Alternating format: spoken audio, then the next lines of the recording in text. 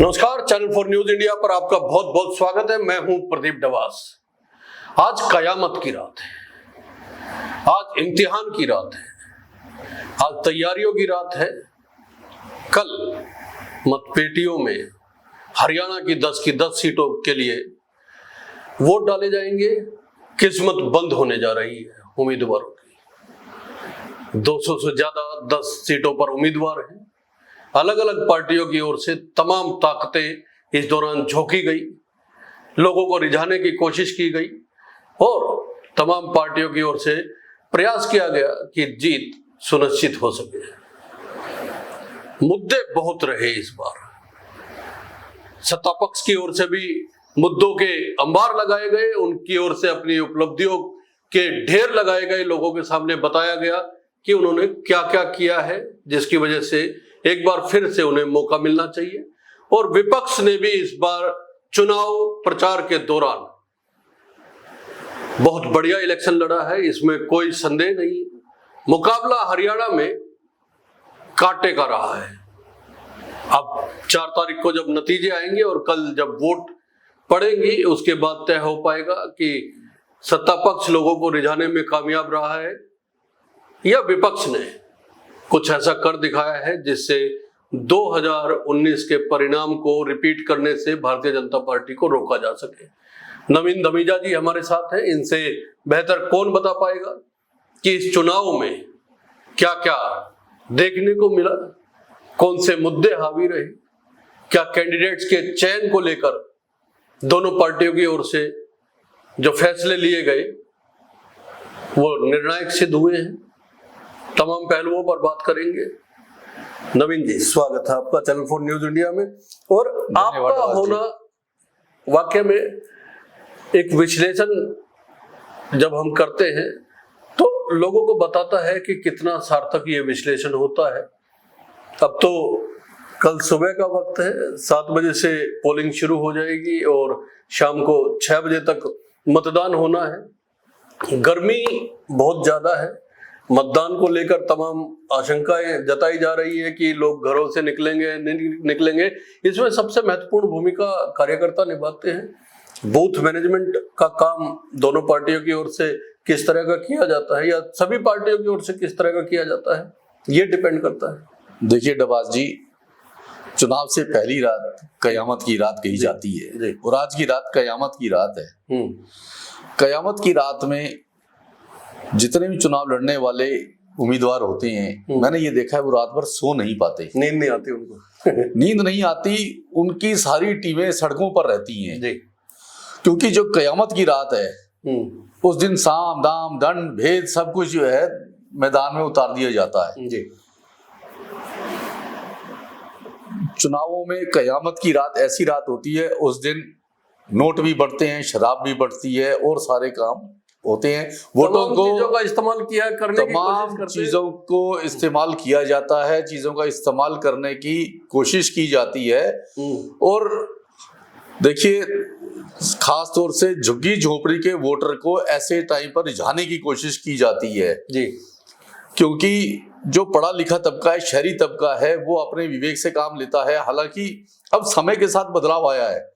पहले और है फ्लोटिंग वोट्स पे ज्यादा निगाह होती है। ये जो चुनाव प्रचार खत्म होने और मतदान शुरू होने से पहले का जो टाइम होता है, ये बड़ा संवेदनशील समय होता है जी, जी, जी। इस समय में उनको पता है प्रचार खत्म होने के बाद जो झुग्गी झोपड़ी का जो वोट है, सारे नेता उसको रिझाने की कोशिश करते हैं। वहां पर शराब भी बांटेंगे, पैसा भी बांटेंगे, धन भी बांटेंगे। मैं अभी आपको बताऊं, मुझे आज ही एक व्यक्ति मिला जी और मैंने उससे पूछा, वो एक ऐसा झुग्गी झोपड़ियों में एक बात स्पष्ट कर देता हूं, प्रशासन इस बात को कभी नहीं मानेगा, नेता इस बात को कभी नहीं मानेंगे, लेकिन ये भारत के चुनाव का एक काला सच है जो नवीन जी बता रहे हैं और इसको इग्नोर भी नहीं किया जा सकता। और इस तरह का ऐसा नहीं है कि पहली बार हो रहा है या इससे पहले कभी हुआ नहीं था, लेकिन क्योंकि फेयर चुनाव का एक नारा दिया जाता है और साफ स्पष्ट चुनाव प्रक्रिया की बात कही जाती है, लेकिन असल बात जो है वो जमीन पे रहने वाले पत्रकार ही जानते हैं, और नवीन जी उसी का जिक्र कर रहे हैं। देखिए, ये कहा जाता है कि चुनाव और प्यार में हर चीज जायज होती है जी, और प्रशासन तो इस बात को कभी मानेगा ही नहीं, नहीं पुलिस मानेगी, नहीं प्रशासन मानेगा, ना सरकार मानेगी, और ना ही चुनाव लड़ने वाला कोई नेता मानेगा इस बात को। लेकिन देश जानता है, जनता जानती है कि ये चुनाव में हर बार होता है, हर बार होता है, इसके बिना चुनाव ही नहीं होता। बहुत बार तो हमने देखा गाड़ियों की गाड़ियां पकड़ी गई है, नोटों से लदी हुई गाड़ियां पकड़ी गई, नोटों से लदी हुई गाड़ियां, शराब से लदी हुई गाड़ियां हर बार पकड़ी जाती हैं। जी जी, और वो तभी पकड़ी जाती है क्योंकि ये प्रचलन है, ये सबको पता है, ये होता है। और ज्यादातर जब पकड़ी जाती है गाड़ियां जिसकी सत्ता होती है उसकी नहीं, विपक्षियों की पकड़ी जाती है। आप ये भी कभी इस बात को ध्यान देना, हमेशा विपक्षी नोट बांटते हुए पकड़े जाएंगे, विपक्षियों की गाड़ियां पकड़ी जाएंगी, उनकी शराब पकड़ी जाएगी। तो होता आमतौर पर यही है, कोई भी सत्ता में रहे, कोई किसी की भी सरकार हो, तंत्र तो सत्ता के साथ काम तंत्र सत्ता के साथ काम करता है। मैं आपको बताता हूं, और इन झुग्गी झोंपड़ियों में, कॉलोनियों में कुछ ऐसे ठेकेदार होते हैं जो इन चीजों का ठेका लेते हैं कि भी इस कॉलोनी में मैं शराब बंटवाऊंगा, इस कॉलोनी में, झुग्गी झोपड़ी की इस कॉलोनी में मैं नोट बंटवाऊंगा। मैं आपको एक मजेदार किस्सा बताता हूं। आज ही मुझे दिन में एक व्यक्ति मिला, वो भी झुग्गी झोपड़ी का ठेकेदार जी। मैंने उससे पूछा, क्योंकि हम लोगों को टटोलते हैं, पूछते हैं भी चुनाव में क्या चल रहा है, किसकी हवा है, कौन ऊपर है कौन नीचे है, हम ये सब जांचने की कोशिश करते हैं। मैंने उससे पूछा, उसने एक प्रत्याशी का नाम लेकर के कहा, बोला बाबूजी हम तो फलाने फलाने के साथ हैं, मैं उस उम्मीदवार का नाम नहीं ले सकता।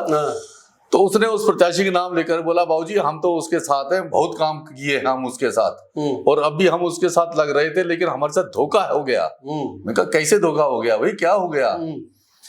बोला हमारे को उन्होंने पैसा दिया था बांटने के लिए 50। ये एक चीज और मैं स्पष्ट कर दूं, क्योंकि हम इस समय फरीदाबाद में हैं, और नवीन जी की बात, क्योंकि फरीदाबाद लोकसभा सीट में प्रवासी वोट इतने ज्यादा हैं कि वो हर बार चुनाव को प्रभावित करने की क्षमता रखते हैं। तो निश्चित तौर पे किसी प्रवासी ठेकेदार से नवीन जी की बात हुई है, इसीलिए उस टोन में ही नवीन जी मैं उसी की भाषा में, उसी की बोली में बता रहा हूँ।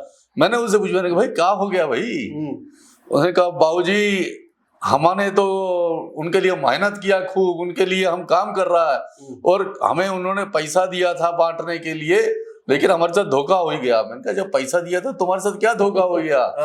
बोला बाबूजी 500 के नोट की हमें 2 गड्डी दिया उन्होंने, 50-50 हजार की, 1 लाख रुपया दिया, लेकिन हमने जब आकर के गिना था उसमें पैसा 5-5 हजार रुपया कम निकला है। तो उसने मुझे ये बात बताई, तो मैं बड़ा फिर पता चला कि ये चुनावों में आमतौर पे होता है, ये कोई बड़ी बात नहीं है, क्योंकि नेता जब किसी को आगे देती है तो आगे वाले लोग, नीचे वाले लोग इस बात में गड़बड़ी कर देते हैं कि कौन गिनेगा और कौन इस बात को देखेगा, तो धोखा हो गया। और यही नहीं, फिर एक व्यक्ति ने उसी टाइम, एक आदमी आया, उसने बताया, बोले मुझे भी मिला था, बोला उसमें भी कम थे, और मैं अपने खाते में जमा करवाने गया बैंक में, तो उसमें 3 नोट नकली निकले गड्डी में। फिर पता चला कि इस वक्त में नकली नोट भी ऐसी गड्डियों में डाल दिए जाते हैं, क्योंकि ना तो कोई ये जांचता है कि असली नोट है नकली नोट है, और ना ही कोई गिनता है। लेकिन देखिए, चुनाव आयोग जब प्रेस कॉन्फ्रेंस की थी, जब अधिसूचना जारी चुनाव की हो रही थी, उस समय बड़े दावे किए जा रहे थे कि किसी भी सूरत में धन के बल को या दूसरे तरीके से जो वोट खरीदने के प्रयास किए जाते हैं उनको रोकने का जो है वो पूरा इंतजाम किया जाएगा।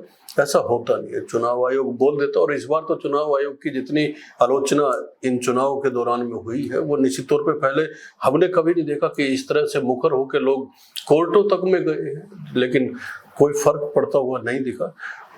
धोखा आप कह रहे हैं, हम विश्वास की बात करते हैं।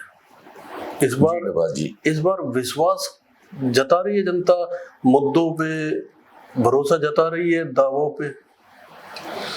देखिए, हर चुनावों में नेता लोगों को बड़े बड़े नारे देते हैं, बड़े बड़े वायदे करते हैं, और जनता उन वायदों के ऊपर ही है ना उनको वोट देती है। जनता को लगता है कि यार इसने ये वायदा किया है तो अगली बार हमें ये फायदा मिलेगा, ये काम होगा, ये विकास होगा। नरेंद्र मोदी ने, प्रदेश के प्रधानमंत्री नरेंद्र मोदी ने गारंटी दी, लेकिन उसकी गारंटी कौन लेगा, इसको किसी को नहीं पता। उन्होंने गारंटी दी, वैसे ये वो खूब चला प्रचला, ये मोदी की गारंटी। महत्वपूर्ण बात उठाई है। ये इलेक्शन गारंटियों का इलेक्शन बना, गारंटियों का इलेक्शन बना। इधर से प्रधानमंत्री की ओर से गारंटी और फिर कांग्रेस की तरफ से 10 गारंटियां दी गई। 10 गारंटी है, ये गारंटियों का इलेक्शन तो बना। मैं अरविंद केजरीवाल अलग गारंटी दे रहे हैं। अरविंद केजरीवाल ने अपनी अलग गारंटियां दे दी। मतलब अभी तक सिर्फ वायदे चलते थे, अब वायदों की गारंटियां देने लगे नेता। ये वायदों की गारंटी, ये पहली बार हुआ है चुनाव में जबकि नेता गारंटी दे रहे हैं कि हम ये गारंटी दे रहे हैं कि ये काम हो जाएगा आपका। गारंटियों का इलेक्शन एक रंग हमने देखा। निश्चित तौर पे कल सुबह जब शाई लगेगी उंगलियों पे, तो उन गारंटियों पे कौन भरोसा करेगा, कितना भरोसा करेगा, ये अलग बात है। लेकिन इस चुनाव में हमने रूठने मनाने का भी एक सिलसिला देखा। कोई किसी के घर जा रहा है मनाने के लिए, कोई किसी के घर जा रहा है, कोई अपने घर बुला रहा है मनाने के लिए। और ऐसा नहीं है कि सिर्फ सत्ता पक्ष के लोगों को मनाना पड़ा, विपक्ष में भी। और एक रंग ये भी देखने को मिला कि रूठने मनाने का जो सिलसिला था वो तमाम पार्टियों में देखने को मिला। हर आदमी ने अपनी महत्वता बताने की कोशिश की इस इलेक्शन में। तो ये एक रंग ये भी देखने को मिला। देखिए डबास जी, रूठने मनाने का सिलसिला ये हर चुनाव में रहता है, और इस बार तो कुछ ज्यादा दिखाई दिया। चाहे वो भारतीय जनता पार्टी हो, चाहे वो कांग्रेस हो, या इनेलो हो, या वो जजपा हो। आप ये देखिए, कल प्रियंका गांधी हरियाणा में आई, उन्होंने रैली की, उन्होंने रोड शो किया। उन्होंने सिरसा में रोड शो किया। वहां पर चर्चा रही कि वहां भूपेंद्र हुड्डा नहीं आए। वहां पर किरण चौधरी पहुंची उनके उस रोड शो में। और भिवानी में, महेंद्रगढ़ में उनके प्रियंका गांधी के सामने उनकी मौजूदगी में कांग्रेस नेताओं की आपस में तू तड़ाक हुई। राहुल गांधी के सामने, प्रियंका गांधी के सामने किरण चौधरी और कांग्रेस प्रत्याशी रावदान सिंह दोनों आपस में भिड़ गए, एक दूसरे पर भिड़ गए। किरण चौधरी ने कहा कि मुझे इग्नोर किया जा रहा है, मेरे को चुनावों में पूछा नहीं जा रहा। राहुल गांधी ने उनसे कहा कि भी आज के बाद ये नहीं होना चाहिए, मेरे को इस तरह की शिकायत नहीं मिलनी चाहिए। और रूठने मनाने की बात, आज सुबह हिसार में इनेलो प्रत्याशी सुनैना जो है चौटाला, वो आज कुलदीप बिश्नोई के घर पहुंच गई। जी, हालांकि सफाई दी गई कुलदीप बिश्नोई की ओर से कि हाँ, ये अचानक से आई है और इस तरह का कोई अंदाजा ना लगाया जाए, लेकिन अंदाजा तो लोग लगाएंगे। हाँ, लोग अंदाजा लगाते हैं कि भाई कुलदीप बिश्नोई भारतीय जनता पार्टी में है और वो भारतीय जनता पार्टी से नाराज हैं, उनको टिकट नहीं दी गई, और सुनैना चौटाला उनके घर गई हैं। तो चुनाव के समय पर गई हैं, एक दिन बाकी रह गया चुनाव को, उनके घर जा रही हैं।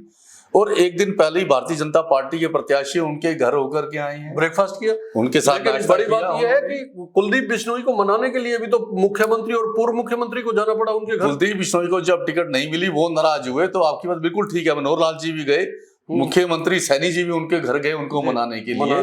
तो ये मनो मनावल और रूठने का ये क्रम जो है ना चुनाव में लगभग चलता, जब से चुनाव घोषित हुए, जब से टिकटें घोषित हुई, तब ये क्रम शुरू हुआ और ये अब तक चलता चल रहा है। वीरेंद्र सिंह ने हिसार में कार्यकर्ताओं के साथ बातचीत की और अपने मन की बात बताई। अब कार्यकर्ताओं को क्या संदेश दिया गया वो अलग बात है। फरीदाबाद में करण सिंह दलाल ने अपने फरीदाबाद में करण सिंह दलाल कांग्रेस से टिकट की दावेदारी कर रहे थे, टिकट मांग रहे थे, उनको टिकट नहीं मिली। उन्होंने एक महापंचायत कर दी जिसमें उन्होंने कहा कि मैं भी चुनाव लड़ूंगा और कांग्रेस के खिलाफ लड़ूंगा। उन्होंने कहा या तो कांग्रेस प्रत्याशी की टिकट बदल दो, नहीं तो कांग्रेस हाईकमान इस बात को देख ले कि वो कांग्रेस में यहाँ से टिकट उन्होंने गलत दी है और इसका परिणाम उन्हें भुगतना पड़ेगा। उन्होंने तो खुली ललकार दी, चेतावनी दी। हालांकि बाद में इन तमाम नेताओं ने जो है कांग्रेस प्रत्याशियों के हक में जो है प्रचार करने की बात भी कही और उनके समर्थन में हर वो प्रयास करने की बात कही जो चुनाव जीतने में महत्वपूर्ण हो सकते। लेकिन इसका संदेश लोगों में क्या गया होगा ये तो कल जब ईवीएम के बटन दबेंगे उसके बाद ही पता चलेगा। लेकिन ईवीएम के बटन दबने तक आज की रात कयामत की रात, कयामत की रात है। आज की रात कत्ल की रात है, कयामत की रात है। आज की रात प्रत्याशियों की गाड़ियां घूमती रहेंगी, शोर चलता रहेगा, पुलिस की गाड़ियां भी घूमती रहेंगी, पुलिस भी लगातार चलती रहेगी। पुलिस ने हालांकि सड़कों पर फ्लैग मार्च किया है, उन्होंने लोगों को एक संदेश दिया है कि कोई भी इस पे गड़बड़ ना करे, लोगों को डराने की कोशिश की है ताकि जो असामाजिक तत्व हैं वो डरे रहें, उनमें कोई हिम्मत ना कर पाए। लेकिन पुलिस का ये फ्लैग मार्च हर चुनावों में होता है, पुलिस हर बार इस तरीके की चेतावनियां देती हैं और नेताओं के पास कुछ ऐसे लोग होते हैं जो यही काम करते हैं, जो पुलिस से डरते नहीं और वो काम अपना करते रहते हैं। हाँ, उनका काम है अपने नेता को जिताना और वो बेखौफ होकर के करते हैं। बाकायदा मैंने ये देखा है चुनावों में कुछ लोग, आप कभी भी देखेंगे जेल से कुछ लोग ऐसे समय में पैरोल पर आते हैं। अच्छा, ऐसे लोग पैरोल पर आते हैं और चुनाव के बाद पैरोल खत्म हो जाती है, वापिस चले जाते हैं। ये महत्वपूर्ण बात, ये बहुत महत्वपूर्ण बात है। ये आखिर क्यों उनको पैरोल मिलती है चुनावों से पहले, क्यों चुनाव के समय में पैरोल मिलती है और क्यों चुनाव के बाद पैरोल पर वापस चले जाते हैं। और जितने अखाड़े हैं उनके पहलवान बकायदा बुक हो जाते हैं अलग अलग पार्टियों के उम्मीदवारों। देखिए, ये एक ऐसा रंग है जिसको हो सकता है आप में से बहुत लोग जानते होंगे, हो सकता है कुछ लोगों के लिए नई बात है, लेकिन नवीन जी ने क्योंकि इतने सालों से चुनाव कवर कर रहे हैं, ऑब्जर्व कर रहे हैं चीजों को और समझने की कोशिश करते हैं, तो नवीन जी ने जो महत्वपूर्ण चीजें बताई हैं वो चुनाव से जुड़े ही होते हैं। इसको चाहे लोग माने और चाहे ना माने, ये लोगों पे डिपेंड करता है, लेकिन ये भी एक चुनाव का रंग है नवीन जी। हाँ, चुनाव का रंग है। और देखते हैं ज्यादातर हर बार पुलिस और प्रशासन, चाहे वो विधानसभा का चुनाव हो, लोकसभा का चुनाव हो, पंचायत का चुनाव हो, उसमें संवेदनशील बूथों को बकायदा अंकित करती है कि इस क्षेत्र में ये संवेदनशील बूथ हो सकते हैं। यानी उन्हें भी इस बात का अंदेशा होता है कि इन बूथों पे कहीं गड़बड़ी हो सकती है, कहीं लड़ाई झगड़ा हो सकता है, कहीं हिंसा हो सकती है, कहीं बूथ कैप्चरिंग हो सकती है। बकायदा लिखा होता है संवेदनशील इतने बूथ है, अति संवेदनशील बूथ इतने हैं। यानी प्रशासन भी इस बात को जानता है, शासन भी जानता है, सरकार भी जानती है और सब जानते हैं। और हर बार ज्यादातर संवेदनशील, अति संवेदनशील बूथों पर ही हमेशा ये इस तरह की वारदातें होती हैं। अब की बार चुनाव जो है ना, वो प्रत्याशियों को देखा, गांव-गांव घूमे हैं प्रत्याशी, गांव-गांव घूमे हैं और डिजिटल प्रचार तो इतना हुआ है पूछिए मत। रीलें बनी हैं, फेसबुक, इंस्टाग्राम, ट्विटर, ये भरे रहे लोगों के मोबाइलों पे, संदेश व्हाट्सएप पे, वीडियो बाइटें, जाने क्या क्या हर चीज इस्तेमाल की गई है प्रचार के लिए। देखिए, प्रचार के लिए इस बार डिजिटल का उपयोग खुल करके हुआ है, ये पहली बार है। इससे पहले जब चुनाव होते थे, चुनावों में हम देखते थे शहर में जगह जगह बड़े पोस्टर लगा दिए जाते थे, पोस्टरों से पाट दिया जाता था, बैनर लगा दिए जाते थे, झंडियां लगा दी जाती थी, झंडे लगा दिए जाते थे, कटआउट होते थे, लाउड स्पीकर लेकर के गाड़ियां घूमती रहती थी, प्रचार करती रहती थी, आएगा भाई आएगा, फलाना नेता आएगा, फलाना नेता जीतेगा। ये एक गाड़ी जाती थी और दूसरी आती थी। और एक मजेदार बात उसमें और होती थी, दोनों विरोधी उम्मीदवारों की गाड़ियां कई बार आमने सामने होती थी, लेकिन दोनों में कभी टकराव नहीं हुआ, वो निकल जाते, गाड़ियां एक दूसरे को देख करके दाएं बाएं मुड़ जाती थी। क्यों? क्योंकि उसमें भी एक खास बात ये थी कि दोनों पार्टियों की गाड़ियों के मालिक एक होते हैं, हमेशा ये है। अच्छा, जो इस वजह से उनके गाड़ियों का कभी टकराव नहीं हुआ। आप कभी भी देखिए, ये है पूरे हरियाणा में, आपने भी चुनाव देखा है, घूमे हैं। अब तो रूट ऐसे बनाए जाते हैं, ऐसा लगता है कि जैसे अगर मुख्य तौर पे 2 पार्टियां या 3 पार्टियां तिकोना मुकाबला है या 2 पार्टियों के बीच सीधा मुकाबला है, तो ऐसा लगता है कि जो प्रत्याशियों का प्रचार का रूट बना हुआ है वो आपस में बात करके, अगर एक प्रत्याशी इस हलके में है तो दूसरे सामने वाली पार्टी का प्रत्याशी उससे दूसरी तरफ वाले हलके में, दूसरे हलके में होता है, दूसरे हलके में। अब तो ऐसा लगता ही नहीं कि एक हलके में कभी दोनों प्रत्याशी एक साथ प्रचार करते हुए दिख रहे हैं या एक जगह पे प्रचार करते हुए दिख रहे हैं। इसके अलावा आप ये देखिए, कई बार चुनाव के दौरान कई ऐसे सामाजिक कार्यक्रम होते हैं जिसमें दोनों पार्टियों के उम्मीदवारों को बुलाया जाता है। दोनों पार्टियों के उम्मीदवार जाते हैं, लेकिन वो कभी भी एक समय पर नहीं जाते। उनके दोनों के प्रतिनिधि वहां रहते हैं, वो कह देते हैं कि जब फलाना नेता निकल जाए तो मुझे बता देना, मैं आ जाऊंगा। तो वो नेता भी वहां भी जाते हैं, लेकिन वो अलग अलग समय में जाते हैं, अलग अलग समय में जाते हैं। एक स्टेज, एक मंच सामाजिक कार्यक्रमों में भी शेयर नहीं करते ये। वो शेयर नहीं करते ये। जबकि पहले के नेता जो होते थे, चुनाव में हार जीत लगी रहती है। नवीन जी, जो इलेक्शन लड़ रहा है, कोई एक ही को जीत रहा है, 4 5 10 लोग 12 लोग खड़े, तो उनमें इस तरह का द्वेष नहीं होता। देखिए, नेताओं के बीच हमेशा सामंजस्य बना होता है। हमने ये देखा, जितने भी बड़े नेता हैं, वो जीत जाएं या हार जाएं, आपस में उनके बीच सामंजस्य बनता है। लड़ते हैं तो नीचे कार्यकर्ता लड़ते हैं, क्योंकि कार्यकर्ताओं के अंदर एक जोश होता है, एक उत्साह होता है, और नेता उनके इमोशंस के साथ चुनाव लड़ता है हमेशा। कार्यकर्ता इमोशनल हो जाता है। कार्यकर्ता को जब तक वो इमोशनल नहीं करेंगे, कार्यकर्ता में जोश नहीं आएगा जी। तो इमोशंस उनके होते हैं कार्यकर्ताओं के, इसलिए वो आपस में लड़ जाते हैं, भिड़ जाते हैं आपस में। नेता तो बहुत समझदार होता है। नेता तो बाद में फिर एक हो जाता है, फिर इकट्ठे बैठेंगे, इकट्ठे वो व्यापार भी करेंगे, इकट्ठे डीलरी भी करेंगे, इकट्ठे खरीद फरोख्त भी करेंगे, इकट्ठा खान पान भी होगा। तो लेकिन वो बंद कमरे में सवाल ये है कि मई के महीने में चुनाव चल रहे हैं नवीन जी, और पिछले कुछ चरणों के चुनाव में, क्योंकि 5 चरण के चुनाव हो चुके हैं, ये देखने को मिल रहा है कि वोट परसेंटेज घटा है। कहीं 1% घटा है तो कहीं 10% भी घटा है। तो जब वोट परसेंटेज बढ़ता है तो ये कहा जाता है सत्ता विरोधी लहर में वोट परसेंटेज बढ़ गया, या सत्ता के हक में दोबारा लाने के लिए वोट परसेंटेज। ये अब मई का महीना है, निश्चित तौर पे इतनी लू और गर्मी के मौसम में लोग अक्सर कम निकलते हैं। ये भी कार्यकर्ताओं पे डिपेंड करता है कि वोटर को लेके आए, बूथ तक पहुंचाएं और फिर मतदान करवाएं। कई बार इसका आकलन जो है ना, जैसे अब गर्मी का महीना है तो हो सकता है वोट परसेंटेज इस बार भी कम रह जाए हरियाणा में, तो इसका आकलन लगाने लग जाते हैं लोग। जबकि होता ये है कि बहुत बार ऐसा भी हुआ है कि वोट परसेंटेज कम रही है और सत्ता पक्ष की सीटें बढ़ गई। कई बार ऐसा होता है कि वोट परसेंटेज ज्यादा है और विपक्ष की सीटें बढ़ गई। देखिए डबास जी, आमतौर पर यह माना जाता है कि लोग अगर सत्ता पक्ष से नाराज हैं, लोग उदासीन हैं, तो लोग वोट कम डालेंगे। जब लोगों में कोई जोश नहीं होता, उत्साह नहीं होता, तो लोग वोट डालने कम जाते हैं। लेकिन इस उत्साह के साथ साथ इस बार गर्मी इतनी है, गर्मी अपनी चरम सीमा पर है। ऐसा लग रहा है आसमान से आग गिर रही है, नीचे आग उबल रहा है मौसम। तो इस मौसम में खास तौर से शहरी मतदाता कम निकलता है, लोग कम निकलते। आज भी आप दोपहर को सड़कों पर देखें तो सड़कें सुनसान नजर आती हैं शहर में। बाजार में लोग दुकानें बंद कर देते हैं दोपहर के समय। सुबह आएंगे, दुकान खोलेंगे, 2-3 घंटे बैठेंगे, दोपहर को घर चले जाएंगे। शाम को 4-5 बजे के बाद दुकानदार फिर वापस आता है।